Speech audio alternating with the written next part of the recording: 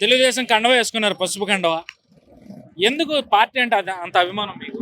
Party అంటే first నుంచి అభిమానం అండి మాకు. అంటే ఎందుకు మీకు ఏం చేసింది ఇలా ఎందుకంటే మంచి మాకు చంద్రబాబు ఉన్నప్పుడు అభివృద్ధి అనేది ఈ సంక్షేమ పథకాలు కాకుండా అభివృద్ధి అనేది యువతనికి బాగా ఆదుకుంది. ఏదైనా ఫ్యాక్టరీలు కానీ ఏమన్నా జాబులు కానీ ఐటీ కానీ అన్నిటిలో ముందుంది. ఇది వచ్చాక ఏంటంటే సంక్షేమంలో డబ్బులు ఎటు తీసుకోవటం జరుగుతుంది. అది అందువల్ల మాకు చంద్రబాబు అయితే మళ్ళీ మాకు యువతకి బాగా జాబులు కానీ అలాంటివి కానీ అన్నీ వస్తాయి. అంటే ఇప్పుడు మీరు చెప్తా ఉన్నారు చంద్రబాబు టైంలో అభివృద్ధి జరిగింది, సంక్షేమమే కాకుండా అని చెప్తాను. మాటల వరకేనా లేదంటే చేతల్లో నిజం కనపడి కూడా ఉన్నాయి కదండి, హైదరాబాద్ చేసి చూపించారు కదండి. హైదరాబాద్ ఐటీ మొత్తం చేసి చూపించారు కదా.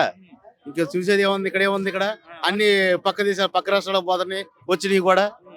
అంటే జగన్మోహన్ రెడ్డి కూడా చెప్తా ఉన్నారు ఏది చెప్పడమే కదా, చెప్పడమే చేసింది లేదు కదండి. చేయడం లేదు కదా. ఆయన చెప్పడం వరకే బటన్ నొక్కుతాం అంటాడు, అప్పుడు నొక్కడం లేదు, ఏం లేదు. అది మరి ఏంటి తేడా జగన్మోహన్ రెడ్డికి చంద్రబాబు నాయుడుకి? ఏముందండి, దోసుకోవటం పెట్టుకోవటం. అది ఎవరు దోచుకునేది? జగన్మోహన్ రెడ్డి. సో మరి ఇప్పుడు ఎన్నికలు వస్తా ఉన్నాయి, 175 స్థానాల్లో కూడా నేనే గెలుస్తా అని చెప్పి జగన్మోహన్ రెడ్డి చెప్తా నేను అంటా అండి 200 175కి 300 వస్తాయి అంటాం. అంటామా? గెలుస్తాడా? గెలవమని మరి అట్టయితే ఓ 30-40 తెచ్చుకోవాలి ఈసారి. నోటి మాట ఏముందండి, 200 వస్తాయి మాకు అంటాం. వస్తాయా? రావు కదా, రావు. ప్రజలు అంత వ్యతిరేకత ఉందండి, వ్యతిరేకత ఉంది. యువత బాగుందండి వ్యతిరేకత. తెలుగుదేశం కార్యకర్తగా చెప్తున్నారా, సామాన్యుడిగా చెప్తున్నారా? ఈ తెలుగుదేశం కార్యకర్తకి చెబుతున్నాండి నేను. అది సామాన్యులు కూడా ఉంది, ఎవరినైనా అడగండి సామాన్యులు కూడా. సార్ నమస్తే అండి.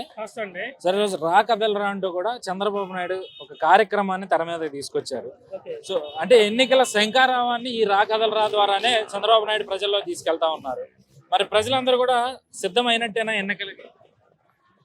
ప్రజలందరూ సిద్ధం కావటానికి మెయిన్ కారణాలు ఉన్నాయండి. ఇక్కడ ఈ గవర్నమెంట్, ఈ ప్రభుత్వంలో నవరత్నాలు అని చెప్పేసి ప్రజలను మోసం చేసి పిల్లలకి, స్కూల్ పిల్లలకి డబ్బులు వేస్తారని, అందరినీ కూడా అన్ని వర్గాలను కూడా మేము సమానంగా చూసుకుంటామని వాగ్దానాలు చేసి ఈ ముఖ్యమంత్రి గారు అబద్ధాలు ఆడి చేశాడు.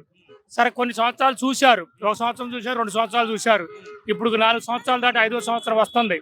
కానీ కొంతమంది ప్రజలు అభివృద్ధి అంటే ఏంటి అంటున్నారు. కొంతమంది ప్రజలు ఇది ప్రభుత్వం కాదు, ఇది ఒక దగా పరిపాలన, ఈ ప్రభుత్వంలో నీతి న్యాయం లేదు అంటున్నారు.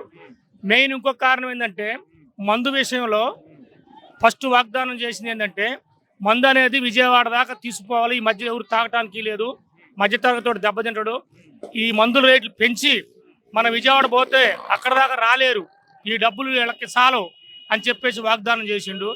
ఆ బోర్డర్లో చెక్ పోస్టులు పెట్టిండు, ఒక్కొక్క చెక్ పోస్ట్కి 10 లక్షల రూపాయలు ఖర్చు పెట్టిండు, ప్రజాధనం అది.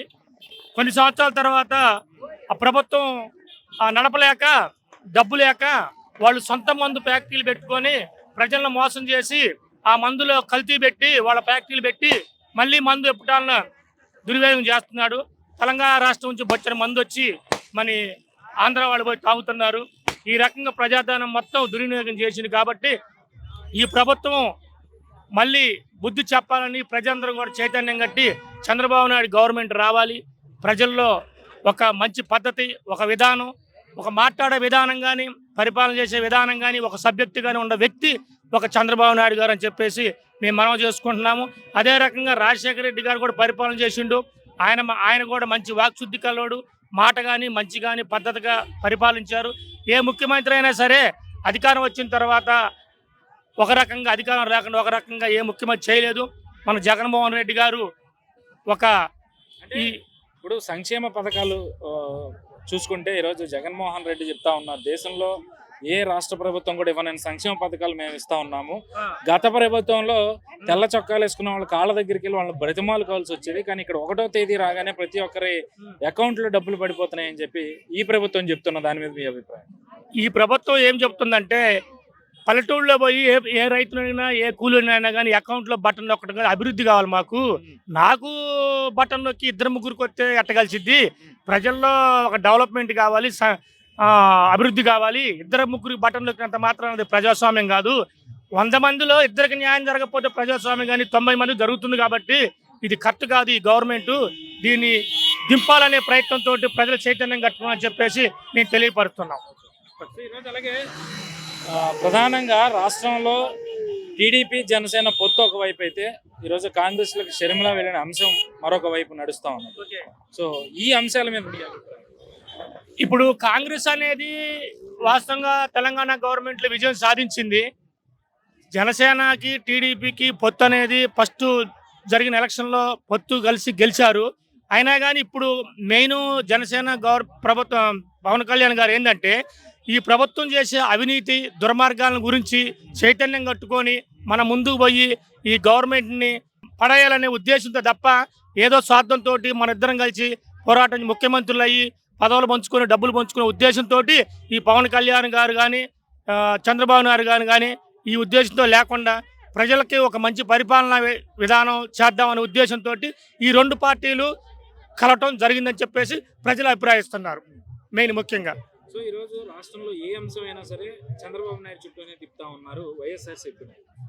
షర్మిల కాంగ్రెస్లోకి వెళ్ళినా లేదంటే జగన్మోహన్ రెడ్డి మీద కేసులు అయితే ఏవైతే ఉన్నాయో వాటి వెనక కూడా చంద్రబాబు ఉన్నారు. కాంగ్రెస్తో కలిసి వీళ్ళు ముందు నుంచి ప్రయాణం చేస్తూ ఉన్నారని చెప్పి విమర్శలు చేస్తా ఉన్నారు. ఇప్పుడు విమర్శలు ప్రతి విమర్శలు సహజంగా ఏ పార్టీలో ఉంటాయండి. కానీ అది ప్రజల్లో చైతన్యం వచ్చినప్పుడు అది నీతి న్యాయం అనేది ప్రజలు తీర్పిస్తారు. ఈరోజు గవర్నమెంట్ ఉందని చెప్పేసి అవినీతిని కూడా ఇది కాదు ఇది నీతి అని చెప్పేసి ప్రజలు నమ్మిస్తామని చూస్తున్నారు.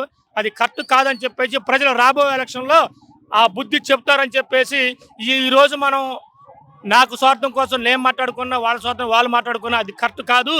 ప్రజల్లోకి మళ్ళీ రావాలి, మళ్ళీ ప్రజలు తీర్పిస్తేనే తప్ప ఇక్కడ ఎవరు ఇష్టం వచ్చినట్టు వాళ్ళు విధానం నడిచినా కానీ అది కరెక్ట్ కాదు. ప్రజలు తీర్పిస్తారని చెప్పేసి నేను ముక్త కంఠం తెలియపరుస్తున్నాం. బాబాయ్ నమస్తే. బాబాయ్ నమస్తే అండి. సో ఏంటి అసలు ఇప్పుడు రా కదలరాని చంద్రబాబు ప్రోగ్రామ్ పెట్టారు కదా, మరి ఈ సభ ద్వారా ప్రజలు ఏం ఆశిస్తున్నారు? చంద్రబాబు ఏం ఆశిస్తున్నారంటే ఏమంటే రైతుకి సుఖం లేదు. నందికొండ కాలువలు బూడిపోయి కంపలేసి నీళ్లు రావట్లేదు. వరదా పింఛన్లు వాళ్ళ పార్టీ వాళ్ళకే ఇచ్చుకొని కార్యకర్తలకే మావటి 40 మంది తునిగిపాట్లో హైకోర్టుకు పోయి తెచ్చుకున్నాం. ఏ పని చేసినా వాళ్ళ కార్యకర్తలు చేపించడం తప్ప కనీసం మరి ఊళ్ళో ప్రజలందరికీ న్యాయం చేయాలి. పేద ప్రజలకు అనేది లేదు. వాళ్ళు ఉసుకలో దోపిడీ, రోడ్ల అభివృద్ధి లేదు. 75 లక్షలు తునిగిపాటికి సిమెంట్ రోడ్లు ఇస్తే ఈ 5 సంవత్సరాల్లో ఒక్క రోడ్డు కూడా పోయలే. కానీ ఏమి పిల్లలు ఉద్యోగాలు లేవు, ఊరికి తిరుగుతున్నారు. అందుకనే చంద్రబాబు గారు వస్తే అభివృద్ధి చెందుద్ది. రాజధాని ఉంది, అసలు రాజధాని కంప పెరిగింది. మన రాజధాని పోయినా లాయర్ని పెట్టడానికి హైకోర్టు అక్కడికి పోయిన పోలారానికి 2 తడలు పోయి చూసాం. అభివృద్ధి బ్రహ్మాండంగా జరిగింది. ఇవాళ బీళ్లు పాడి అక్కడ ఉన్నాయి. ఏమీ లేదు. ఆయన బటన్ నొక్కటం, వరద పింఛన్లు ఇస్తున్నా నాకు ఓట్లు వేస్తారనే తప్ప సిమెంట్ రోడ్లు కానీ మరి అభివృద్ధి కార్యక్రమాలు కానీ రాజధాని కానీ కాలనీళ్ళు ఒక్కటి తునిగిపాట్లు ఒక్క కాలనీళ్ళు కట్టిన వాళ్ళు అసలు రోడ్డు రోజులు తిరుగుళ్ళో ఇల్లు కట్టారు. కనీసం వాళ్ళకి పేదవాళ్ళకి ఇల్లు వాళ్ళు ఎప్పుడూ కూడా వాళ్ళ జేబులు నింపుకోవడం, ఉసుక దోపిడీలు, వాళ్ళ సంపాదనలకే కలపట్టడం తప్ప మంచిగా పరిపాలిద్దామనే ఆశ లేదు. మనం జనం అనుకున్నారంటే ఒక్క తడవా రాజశేఖర గారి కొడుకు బాగా చేస్తారని చూసినందుకు మా సంపలు మేము వేసుకొని మళ్ళీ టీడీపీకి వెళ్ళి చూస్తున్నాం. చంద్రబాబు వస్తే మా అందరికీ సుఖం జరుగుద్ది, దేశం బాగుపడుతుంది. పిల్లలు చదువుకున్న పిల్లల జీవితాలు బాగుపడతారు, చదువుకున్న పిల్లలు బాగుంటారు.